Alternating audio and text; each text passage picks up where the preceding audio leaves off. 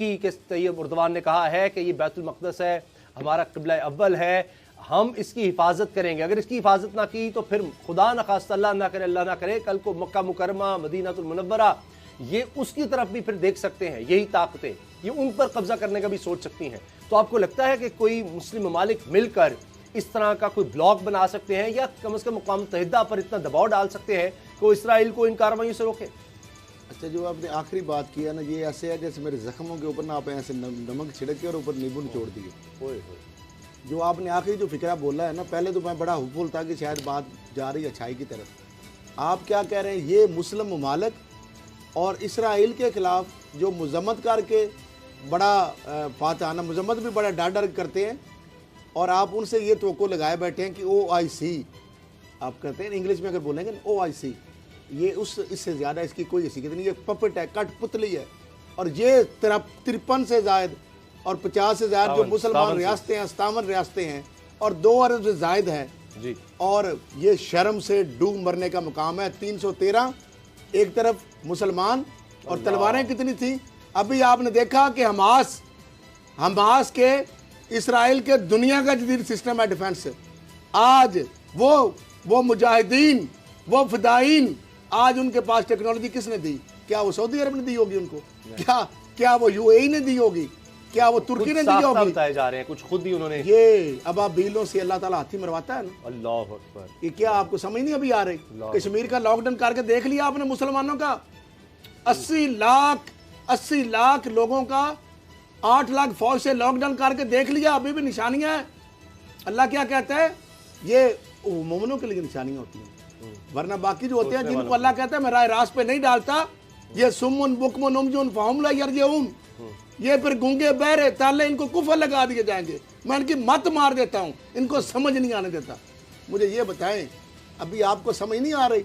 ये जो अयाशियों के अंदर डूबे हुए हैं हमारे मुल्क, गीदड़ की 100 साल जिंदगी से शेर की 1 दिन की जिंदगी टीपू सुल्तान ने देखा। मुझे ये बताया, मुसलमान है, हम मुसलमान हैं, अफजल तरीन जिहाद क्या है? कुरान कहता है कि जाबर जालम हुक्मरान के खिलाफ कलमा हक कहना, जो हम यहाँ पे बैठ के, ये भी वही उसी सिलसिले में आता है। और जो अगर मौला अली का क्या कौल है कि सबसे बड़ा जालिम वो है जो जुल्म सहता है, जो जुल्म सहता है। आप अगर मैं गलत हूँ तो वो करेक्शन कर दीजिए, मैं बताऊंगा, पूरी नाप तोल के बात करूंगा। इस्लामिक मामला चूंकि इस पे आपकी एक्सपर्टी है। मौला अली ने कहा कि सबसे बड़ा जालिम वो है कि जो जुल्म सहता है और वो बर्दाश्त करता है, और क्यों? उसकी वजह से जालिम को और ज्यादा रस्सी दराज होती है, उसकी शय मिलती है, और वो और लोगों को जुल्म करता है। इस्लाम क्या कहते हैं? सुन ले, हाथ से रोकना, जबान से रोकना और दिल से बुरा समझना।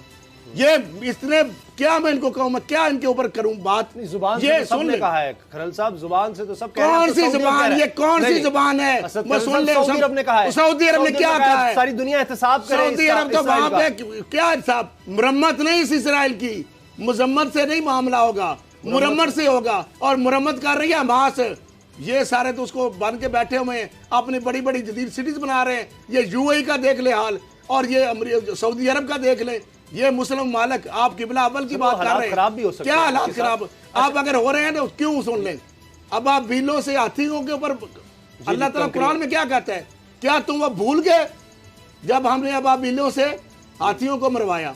वहां एक आपको छोटी सी बात मैं कर रहा हूँ कि बात वहां जा रही है, बात उधर जा रही है, ये मामला दुनियावी नहीं है। सुन ले, जब गौल जा रहे थे, आग का बड़ा उलाव था, तो एक अबाबील पानी में बार बार जाती थी चूंच में, और पानी भरती थी और ऊपर जाके छिड़कती थी।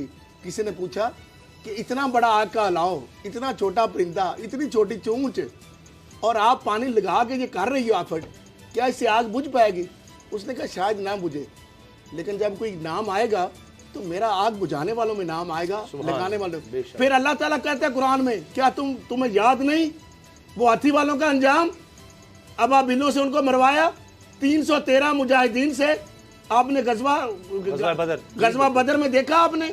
बिल्कुल। और फिर बात ये है उसामा साहब, अभी हमास वाले क्या है, उनके पास ताकत खुद साख्ता। आप कह रहे एक दुनिया की जदीद टेक्नोलॉजी, इजराइल आज उसका डिफेंस सिस्टम, भारत सुन ले, भारत उसे लेता है, सबसे बड़ा असले का खरीदार है। सऊदी अरब उससे असला ले रहा है। असला किस लिए ले रहा है? वो उस बंदे से असला उसको मार कर रहा है, मल्टीनेशनल कंपनी पूरी दुनिया में उनकी चीजें हैं। अब देखिए छोटा सा मुल्क है, सारी बातें मैं हमारी वजह क्या है, डोगर साहब किसका नहीं शामिल, ये मामला डोगर साहब को करें। डोगर साहब आप क्या समझते हैं, ये इस तरह का कभी अटैक नहीं हुआ हमास की तरफ से या फलस्तीनियों की तरफ से जिस तरह इस दफा हुआ है, इससे कुछ फर्क पड़ेगा या हम वही देख रहे हैं कि वो एक अगर इसराइली मारा जाता है तो वो 100 फलस्तीनियों को शहीद कर देते हैं? उसामा साहब, हमेशा से यही होता है कि इसराइल की जो अफवाज हैं, इसराइल के पास दुनिया का सबसे सोफिस्टिकेटेड वेपन्स है, सबसे जदीद असला है, उनके पास अफवाज हैं, उनके पास असला है, उनके पास रिसोर्सेज हैं। दूसरी तरफ हमास है, उस पर बैन है कि वो असला रख ही नहीं सकती। वो बेचारे पत्थरों से लड़ रहे होते हैं, ये आगे से गोलियां मार रहे होते हैं, जिस तरह से इन्होंने अभी तो एरोप्लेन से बम्बार्डमेंट कर रहे होते हैं, जिस तरह से उन्होंने हमास के हेड ऑफिस में जिस तरह से उन्होंने अटैक किया, वहाँ पर कितने कई 100 रॉकेट दे मारे कि वो अल्टीमेटली बिल्डिंग ही गिर गई। तो ये इसराइल के लिए भी बड़ा सरप्राइजिंग था कि ये क्या हुआ, इनके पास कहाँ से रॉकेट आ गए हैं जो उन्होंने अटैक किया है। उसामा साहब, एक चीज़ मैं आपको बता दूँ, जब रिटेलिएशन होगी और इसराइल के भी 150 बंदे मरेंगे तो इसराइल को पता जाएगा कि जब उनके अपने शहरियों का प्रेशर आएगा। अब तो पिछले 50 साल से ये हो रहा है कि वो जब दिल करता है इन पे निहत्तों पे चढ़ाई कर देते हैं, बच्चों को मार देते हैं, औरतों को मारते हैं, टैंक चढ़ा देते हैं। ये पिछले 50 साल की हिस्ट्री है। अगर उनके पास भी असला हो, वो लड़ना इनसे ज्यादा बेहतर जानते हैं, वो इनसे बेहतर लड़ सकते हैं। अगर उनको असला दिया जाए तो मैं देखूंगा कि इसराइल कैसे इन पे अटैक करता है। टांगे कांपेंगी इनकी आगे जब रिटेलिएशन होगी तो स्ट्रांग। अभी तो स्ट्राटेजी शुरू हुई है, अभी तो शुरू हुई है डोगर साहब। आपने देखी, मैं ये सारे मुस्लिम मालिक जो है ना समझता, इनका नाम ना ले डोगर साहब, ये ना ही करें इस पे बात, उसको उसकी ये मदद करे कि उसको असला प्रोवाइड करे। मैं देखता हूँ किस तरह से इसराइल आपकी बात सही है, छोटी सी बात, लेकिन एक तो आपने पाबंदी बताई, उनका तो सर हर तरफ तो इसराइल का कंट्रोल है उन इलाकों पे, चिड़िया को पर नहीं मारना। इसराइल पे भी तो चारों तरफ से कंट्रोल है ना। इसराइल तो अपने एक मिसाइल का टेस्ट भी नहीं कर सकता। तो यही मैं कह रहा हूँ ना, तो पैलेस्टीन जो है उसकी भी तो सरहदें मुसलमान मुल्कों से लग रही है ना, वहां से उसको दे, उसको इमदाद दें, उसको असला दें, उसको सोफिस्टिकेटेड वेपन दें। और ये यूएनओ और ये जो वेस्ट है, ये यूरोप है, ये कितनी ज्यादा है कि पैलेस्टाइन वाले असला नहीं रख सकते और इसराइल जो मस्जिद के साथ करता है। तो असल चीज ये है कि हमें चाहिए कि इनको इनकी इस तरह से मदद करें। अच्छा, मुझे उनको असला पहुंचाएं, उनको ताकि वो लड़ सके अपने से। आपकी मासूमाना सोच पे मुझे है, मैं हैरान हूँ। आप ये कहेंगे कि सऊदी अरब जो इसराइल से असला खरीदता है वो हमास को असला देगा? और कई ममालिक कर सकते हैं, अमेरिका से ले रहा उनका मतलब ये इनडायरेक्टली। मैं कहता हूँ आप सिर्फ एक ही काम कर लें, आप सिर्फ एक काम कर लें, इसराइली मसनूआत का बाइकाट कर दें, 57 मुल्क बाइकाट कर दें, क्या मर जाएंगे हम?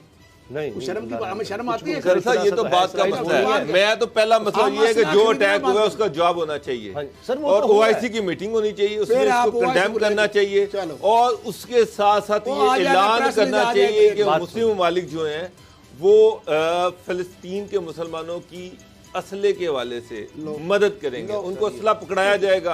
अगर इसराइल बाज ना आए तो सर ये तो करना पड़ेगा आपको। अगर आप, मैं ये कहता हूँ यूएन और अमेरिका भाग के आ जाएंगे, वो कहेंगे हम दहशतगर्द आपको कर रहे हैं, आपको ब्लैक लिस्ट में डाल देंगे, आपको फाटे में डाल देंगे, आपकी बैटरी बैन कर देंगे, आपकी सफरी पर बंदी करेंगे। पर सबसे बड़ी बात डॉक्टर साहब, जहाँ पर जमहूरियत नहीं, सुन तो नहीं, छोटी सी बात, जहाँ जमहूरियत नहीं है, जहाँ बादशाहें कायम है, जो जिस तरह सर जमहूरियत वालों ने क्या कर लिया? आप अपना कश्मीर तो आज तक ले नहीं सके, आप इसराइल पे क्या जाके मैं तो समझता हूँ पूरी इश्यू सलाम पेश करता हूँ।